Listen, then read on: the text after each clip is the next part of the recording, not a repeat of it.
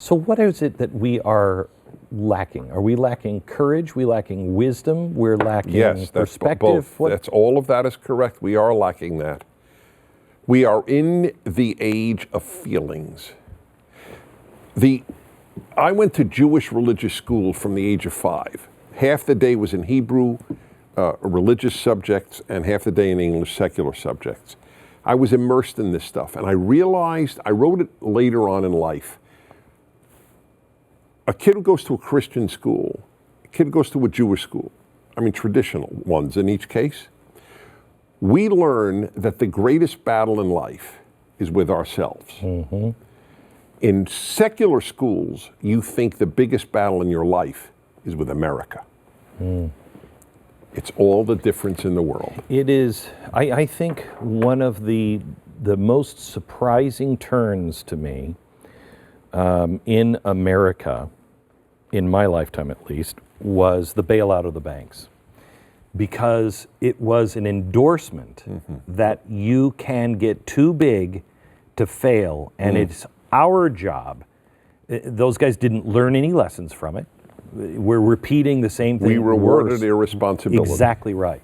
And the whole idea of America has been, in my opinion, failure breeds success. That's right. That's exactly right.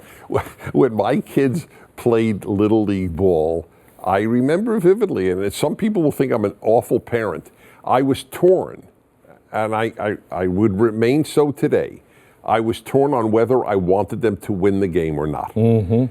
For their joy at that moment, I wanted them to win. For the long-range happiness in their lives, I wanted them to lose. Mm-hmm. It is, we're entering a place now where my son said to me earlier this year, he's about to turn 15 in a couple of weeks. And we came back from church, and he said, "Dad, I don't know if I believe in all this." And I said, "What do you mean?" He said, I'm not sure I really believe in God." And he was nervous to say this to me. And I said, good for you. Because you can't feast off of what I know. You have to go find this stuff to be true yourself. Now, whether people take the step to go and find it, but most people are just feasting off of other people's knowledge. And now we have come to this place to where knowledge is worthless. You know, you don't actually have to earn anything anymore. Well, I always remind people that the name of God's people is Israel, and Israel has a meaning. Wrestle with God. Wrestle with God. And this is as much a challenge. Everybody thinks it's a challenge to believers, and they're right. We should wrestle with God, we believers. But the atheist has to wrestle with God too. Right. And they don't. I debated do we have the time? Yeah. I debated, to their credit, the American Atheists invited me to their annual convention a number of years ago in Minneapolis. Would I debate the head of their movement or their organization about God's existence? And of course I did. And I went there and I looked at the audience, all atheists, obviously, and they were very nice to me. I want to make that clear. And I said, I'm just curious, would you raise your hand if you ever see anything like the birth of a child or great beauty in nature? Does anything ever make you challenge your atheism? Raise your hand. Not one hand went up.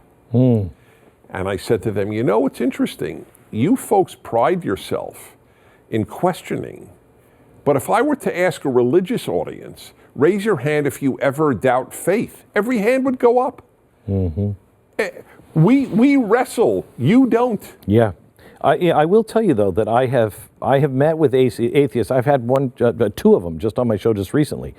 And one of them said, if I could scientifically prove to you that there was no God, and I said, well, I don't think you can do that. He said, I know. Well, we're just talking hypothetically. If I could come to you and say, look, there is no God, would you say there is no God? And I said, if I could do the same to you and say there is a God, would you do the same?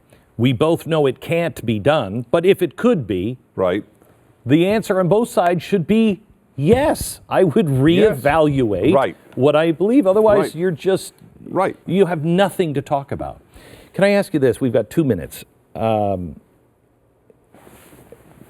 You're a student of history.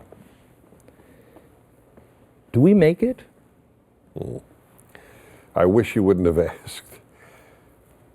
In 2 minutes, so in under 2 minutes, let me just say,